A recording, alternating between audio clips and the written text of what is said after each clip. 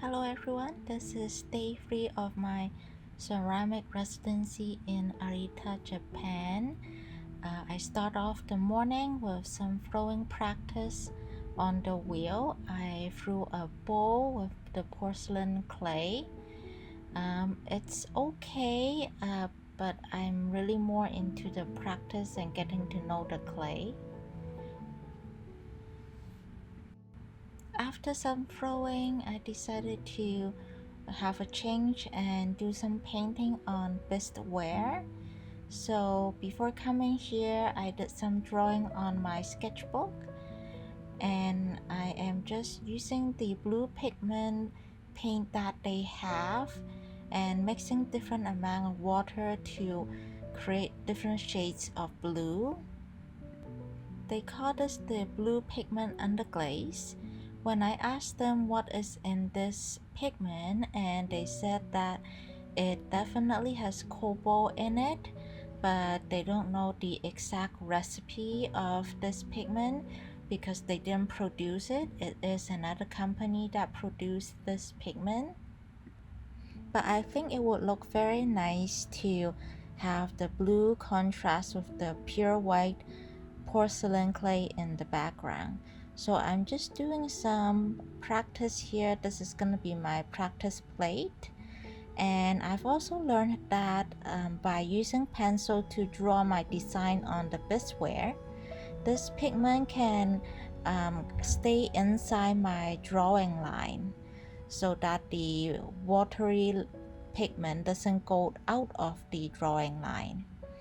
Here I am switching to a different brush because this fat big brush it absorbs more of this paint, so I can drag this paint around this petal and filling in this petal with this paint.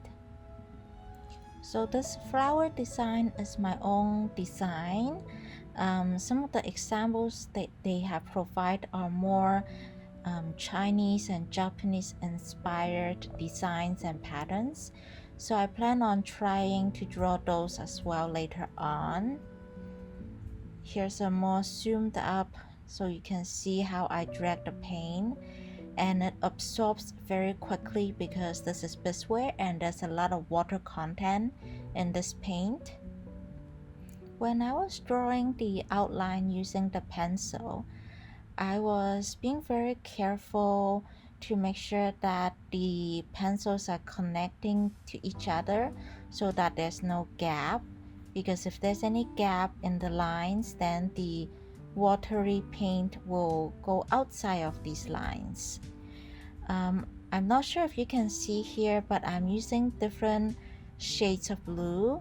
I've actually mixed a dark shade, a medium shade, and lighter shade to create different contrasts in this design.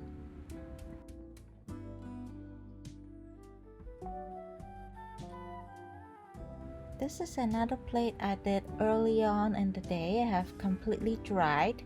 So now I'm using a sharp tool to create lines on the blue pigment paint. This sharp tool you can use, it's like a triangle tool with a pointy end. If you don't have this tool, you can also use like a needle tool or a skewer. It's basically creating lines on the surface so that after glazing, the clear glaze, you'll see this white line on these branches. Right now I'm trying to create the look of a tree branch because I've got two birds here standing on a tree branch, but you can use this to carve words. So after carving, I am just using a very light shade of blue pigment to paint the outside of the edge just to create a little accent. But I didn't do a very good job because there's one spot that is a little bit too thick, so I need to work on getting an even line on the outside of this plate. My plan for this plate is to put some overglaze decoration on it after the glaze firing. So make sure you follow along for more updates. After I did the painting, I wanted to do some overglaze decals as well. So they have lots of overglaze decals to choose from. So I've decided to decorate this mug with these digital pixel looking like characters. So they already have lots of sheets. I just have to cut out what I want and then soak the little characters in a bowl of water, and then it will come off easily after soaking for a while. Then I can just slide them onto my glazed ware. I didn't make this mug. It's actually provided by the studio. They have lots of already glazed items for people to use if they want to try overglazed decals. All of their glazed items are either off-white or a little bit of bluish white to it, because the porcelain clay that they have has iron oxide in it, and that gives it the little bluish tint to the clay. So after I applied the decal, I need to use a little squeegee here to push out any air bubble and water underneath the decals, because if there's any gap between the vessel and the decals, then it will not fire flat and there will be a little bubbles on top of it. Then on the top I want to create these branches, but it didn't quite fit, so I have to use my scissors to cut off bits of it so that it fits the cup. Unfortunately, I think I chose the wrong decals because it has gold on it. Anyways, these are what I made today.